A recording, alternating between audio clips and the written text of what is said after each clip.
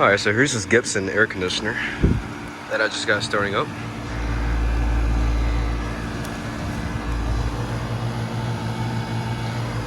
This has a Bristol reciprocating compressor. It's unoriginal too. I don't know what kind of compressor we replaced, either a scroll or a original reset, but it has a Bristol.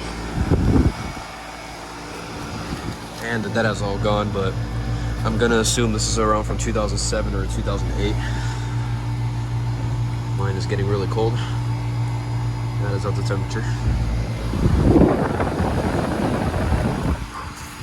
But I'm just gonna say this is a late 2000s, or actually no, mid 2000s Gibson air conditioner. Early to mid 2000s. But yeah, there it is. Hope you guys enjoy the video. Thanks for watching.